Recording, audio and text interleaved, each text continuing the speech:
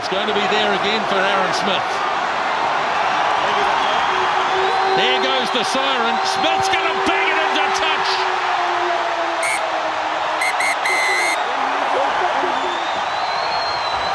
Years of heartbreak and disappointment for Highlanders fans. They've won the Super Rugby title. Right, so it's the 4th of July 2025 here in New Zealand. Yes, it's Independence Day. It's Independence Day in the US. It's also my cousin's birthday. Well, it's actually a lot of people's birthday on the 4th of July. It's a rather popular date for birthdays. But yeah, look, in particular today, it's come up. I knew this was coming, but it's just suddenly snuck up. It's the 10th anniversary of the Highlanders Super Rugby final win in Wellington. Yes, that's right. It was that 4th of July 2015 was 10 years ago. Probably one of the best, if not the best, greatest sporting night.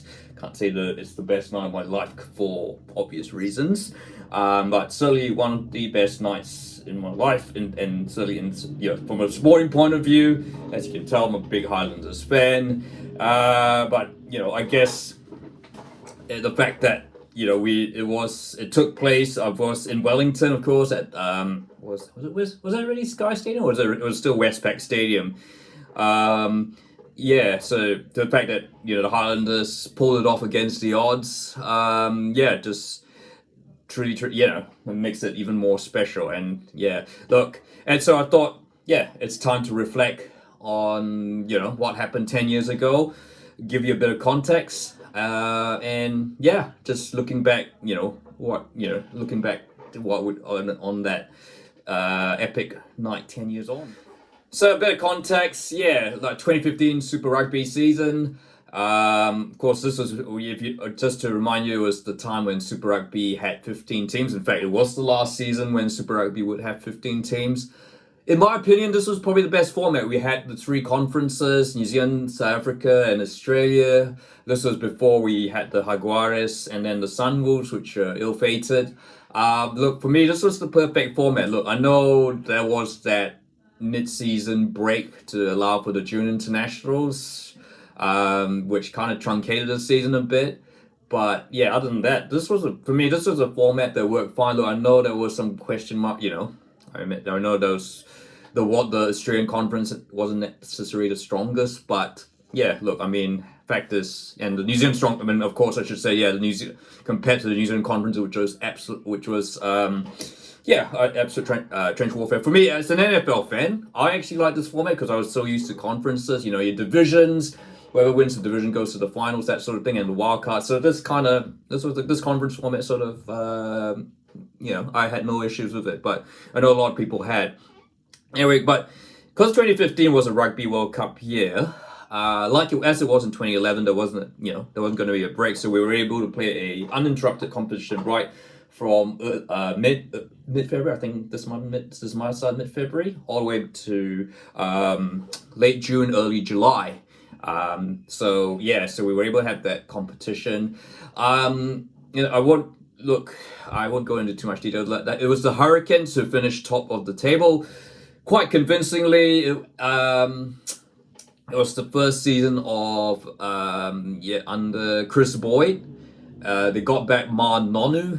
The Hurricanes raced away to the top of the Super Rugby ladder. I think Hurricanes fans will look back on and say, some Hurricanes fans would look back and say that 2015 was probably the best. The 2015 Hurricanes were probably the best Hurricanes side they've ever seen. Look, I know they would eventually win the title in 2016. But I think 2015 they were pretty much near perfect in many ways.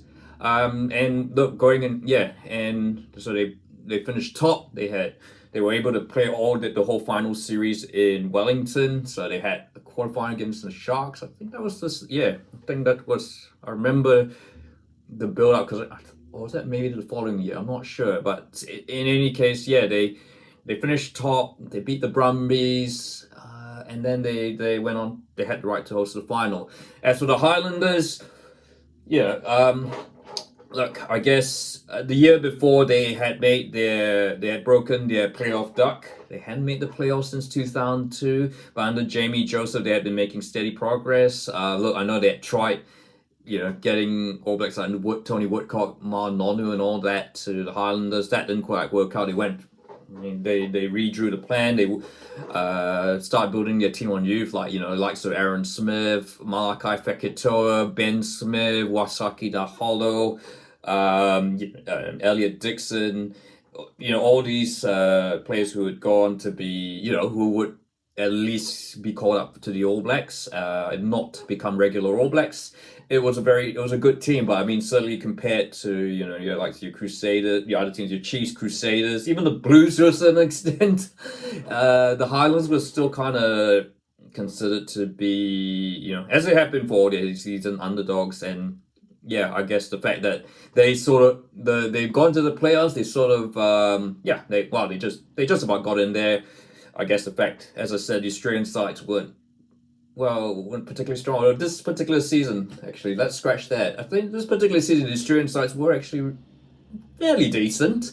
I'd say the South African sides were probably had one of their weaker seasons. Because what happened, of course, the South African teams in the semi-finals, it was Hurricanes, Brumbies, and then you had the Waratahs Highlanders. Now let's go to that game. Waratahs Highlanders. Look, that was in Sydney, of course, and yeah, the Highlanders were they had gone in as a wildcard team, so they hosted the Chiefs in the first week because they were the highest placed wildcard. They beat the Chiefs fairly convincingly, and then they had to play the Waratahs in Sydney, and yeah, by all accounts, Waratahs were kind of sort of tipped to be these favourites given they were at home, although I think there was a quiet sense of confidence that the Highlanders could, upset, let's just say upset the Waratahs in Sydney.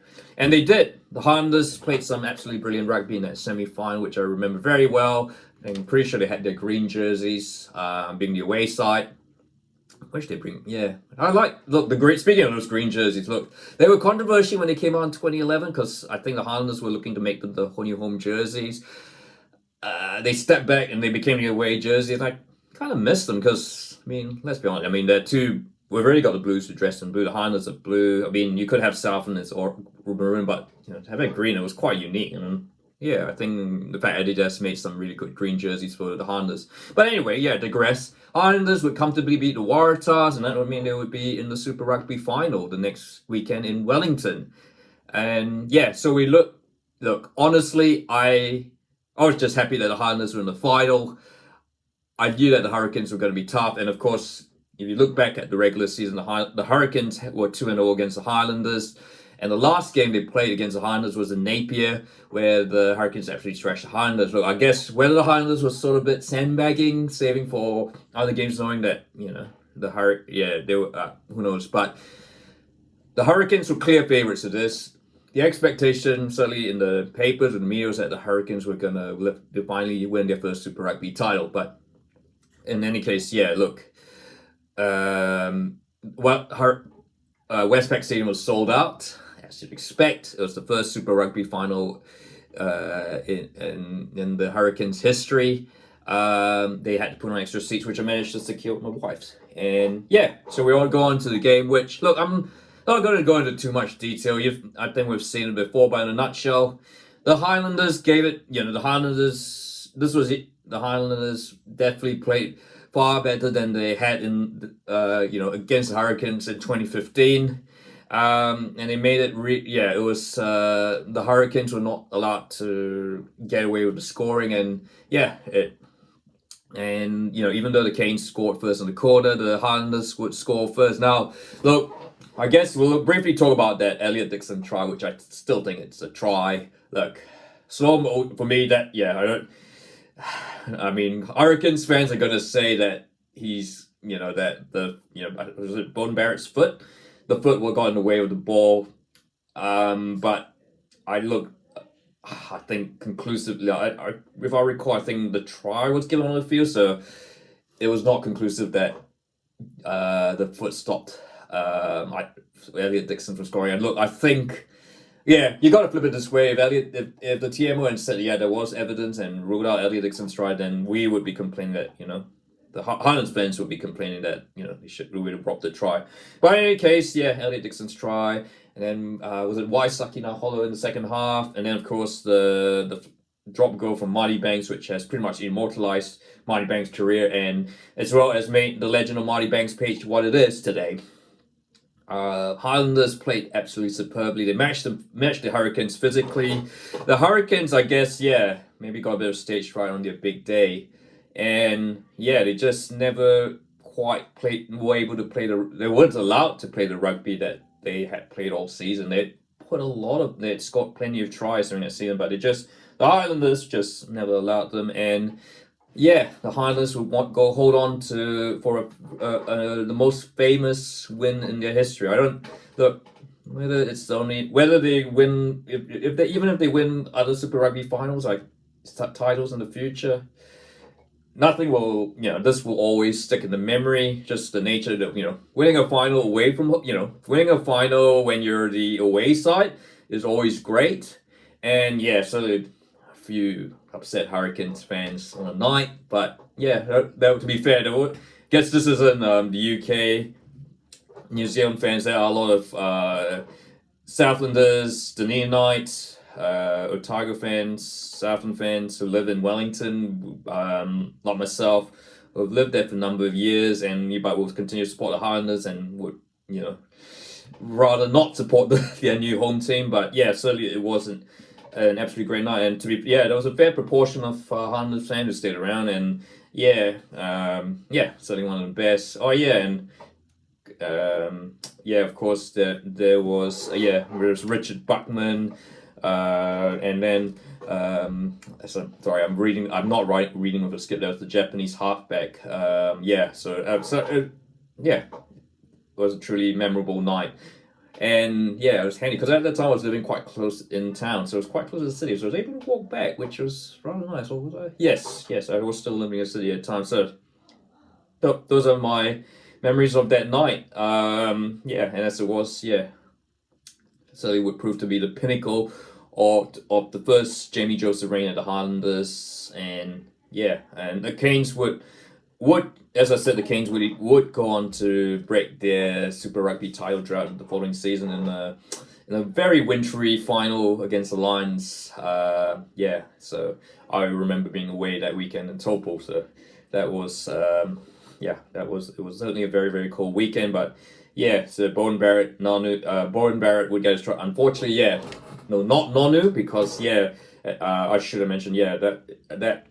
Maybe that might have been a factor, like trying to get Nonu Conrad Smith a Super Rugby title. Maybe that might have played into it, but ultimately, like TJ Perenara, Bowden Barrett would get, Julian Savia would get their Super Rugby title. So in 2016, so that is the 2015 Super Rugby final. Of course, there's the obligatory parade in Dunedin. I think it was in the week after.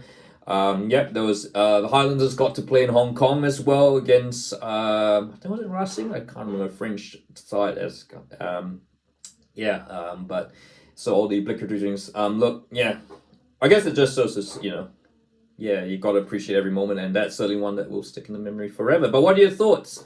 What are your memories of the 2015 Super Rugby final? Was it the greatest Super Rugby final ever? Some people have said yes, although might be a bit of a tenuous call, even as a Highlanders fan. There have been some absolute classics, but what are your thoughts? And will the Highlanders ever win a Super Rugby title? Whatever happens, this one will always stick in the memory. So if you like this video, feel free to like, and don't forget to subscribe.